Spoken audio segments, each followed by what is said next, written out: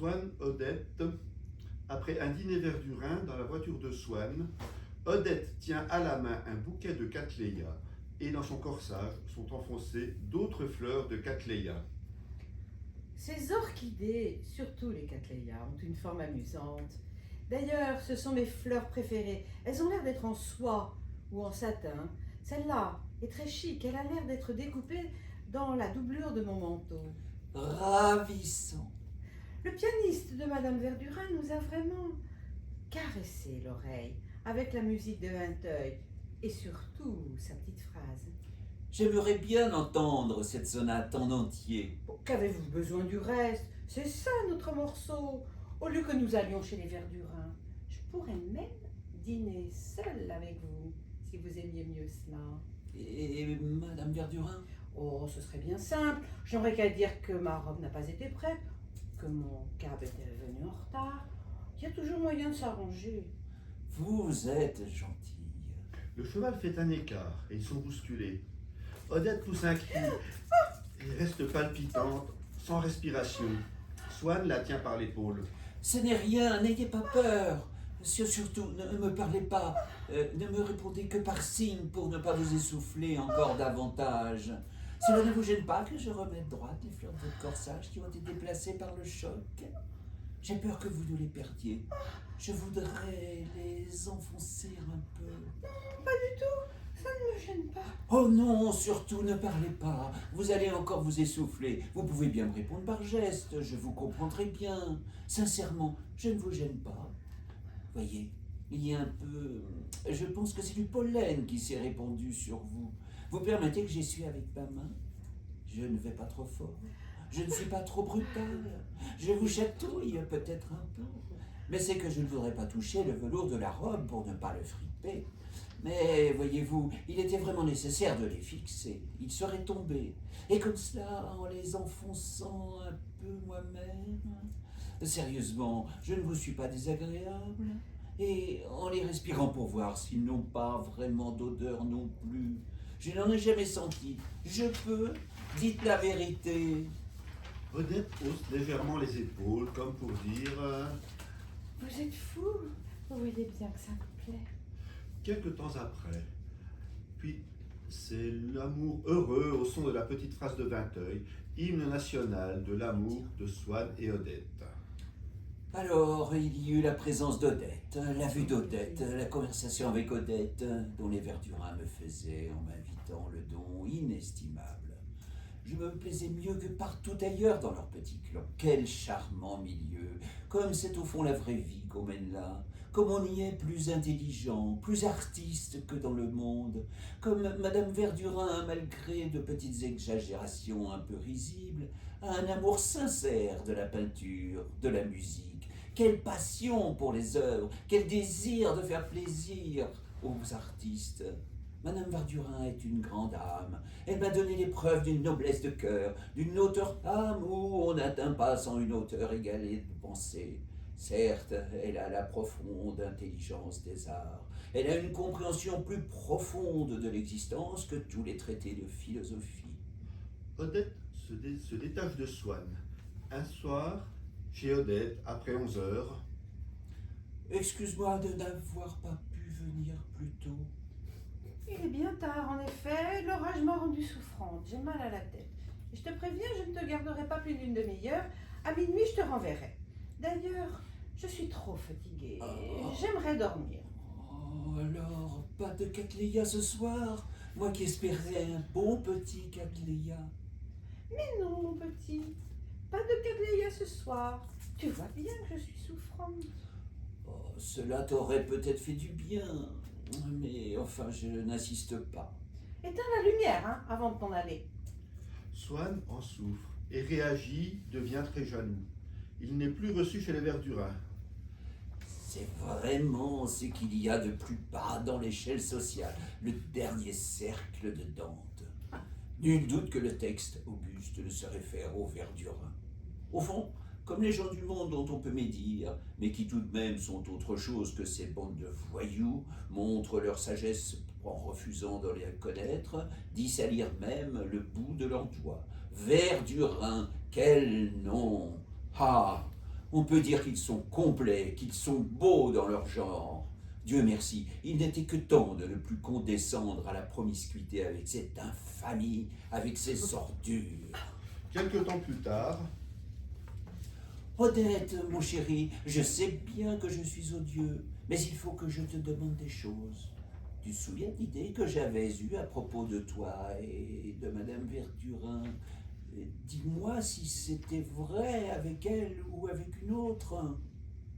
Tu sais bien, je te l'ai dit. Oui, je sais, mais en es-tu sûr? Ne me dis pas. Tu le sais bien, dis-moi. Je n'ai jamais fait ce genre de choses avec aucune femme. Je n'ai jamais fait ce genre de choses avec aucune femme. Hmm. Peux-tu me le jurer sur ta médaille de Notre-Dame de la Jette? Oh, mais que tu me rends malheureuse, as-tu bientôt fini? Qu'est-ce que tu as aujourd'hui? T'as donc décidé qu'il fallait que je te déteste, que je t'exècre? Voilà, je voulais reprendre avec toi le bon temps comme autrefois, et voilà mon remerciement. Tu as bien tort de te figurer que je t'en voudrais le moins du monde, Odette. Je ne te parle jamais que de ce que je sais, et j'en sais toujours bien plus long que je le dis. Mais toi seul peux adoucir par ton aveu ce qui me fait te haïr tant que cela ne m'a été dénoncé que par d'autres. Ma colère contre toi ne vient pas de tes actions, je te pardonne tout, puisque je t'aime. Mais de ta fausseté absurde qui te fait persévérer à nier des choses que je sais. Mais comment veux-tu que je puisse continuer à t'aimer quand je te vois me soutenir, me jurer une chose que je sais fausse? Odette, ne prolonge pas cet instant qui est une torture pour nous deux. Si tu le veux, ce sera fini dans une seconde. Tu seras pour toujours délivré. Dis-moi, sur ta médaille, si oui ou non, tu as jamais fait ces choses. Mais je n'en sais rien, moi, peut-être. Il y a très longtemps, sans m'en rendre compte de ce que je faisais. Peut-être 2 ou 3 fois. Ma chérie, c'est fini. Était-ce avec une personne que je connais? Non, je te jure, d'ailleurs, je crois que j'ai exagéré, que je n'ai pas été jusque-là. Que veux-tu? Cela ne fait rien, mais c'est malheureux que tu ne puisses pas me dire le nom. De pouvoir me représenter la personne, cela m'empêcherait de plus jamais y penser. Je le dis pour toi parce que je ne t'ennuierai plus. C'est si calmant de se représenter les choses. Ce qui est affreux, c'est ce qu'on ne peut pas imaginer. Mais tu as déjà été si gentil, je ne veux pas te fatiguer. Je te remercie de tout mon cœur, de tout le bien que tu m'as fait. C'est fini. Seulement ce mot, il y a combien de temps? Oh, Charles, mais tu vois pas que tu me tues? C'est tout ce qu'il y a de plus ancien. Je n'y avais jamais repensé. On dirait que tu veux absolument me redonner ces idées-là. Ah, tu seras bien avancé. Oh, je voulais seulement savoir si c'est depuis que je te connais. Mais ce serait si naturel. Est-ce que ça se passait ici? Tu ne peux pas me dire un certain soir que je me représente ce que je faisais ce soir-là? Tu comprends bien qu'il n'est pas possible que tu ne te rappelles pas avec qui, Odette, mon amour. Mais je ne sais pas, moi. Je crois que c'était au bois, un soir où tu es venu nous retrouver dans l'île. Tu avais dîné chez la princesse des Laumes. À une table voisine, il y avait une femme que je n'avais pas vue depuis très longtemps. Elle m'a dit: venez donc derrière le petit rocher, voir l'effet du clair de lune sur l'eau. D'abord, j'ai bâillé et j'ai répondu: non, je suis fatiguée, je suis bien ici. Elle a assuré qu'il n'y avait jamais eu un clair de lune pareil. Je lui ai dit: oh, cette blague, je savais bien où elle voulait en venir. elle rit presque. En voyant le visage de Swann, elle change de ton. Tu es un misérable, tu te plais à me torturer, à me faire faire des mensonges que je dis afin que tu me laisses tranquille. Mon pauvre chéri, pardonne-moi. Je sens que je te fais de la peine. C'est fini, je n'y pense plus. Swann en aparté. La vie est vraiment étonnante et réserve de belles surprises. En somme, le vice est quelque chose de plus répandu qu'on ne croit. Voilà une femme en qui j'avais confiance, qui a l'air simple, si honnête en tout cas. Si même elle était légère, qui semblait bien normale et saine dans ses goûts. Sur une dénonciation invraisemblable, je l'interroge, et le peu qu'elle m'avoue révèle bien plus que ce que l'on eût pu soupçonner. Je voyais bien où elle voulait en venir, 2 ou 3 fois. Cette blague, je suis bien ici, cette blague. Odette avec un sourire de satisfaction, de vanité. Oh non, ce n'est pas que je ne sois pas persécutée pour cela. Il y en a une qui est encore restée plus de 2 heures hier à m'attendre. Elle me proposait n'importe quel prix. Il paraît qu'il y a un ambassadeur qui lui a dit « Je me tue si vous ne me l'amenez pas ».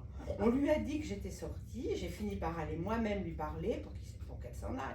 J'aurais voulu que tu vois comme je l'ai reçue. Ma femme de chambre qui m'entendait de la pièce voisine m'a dit que je criais à tue-tête « Mais puisque je vous dis que je ne veux pas, c'est une idée comme ça ne me plaît pas. Je pense que je suis libre de faire ce que je veux tout de même.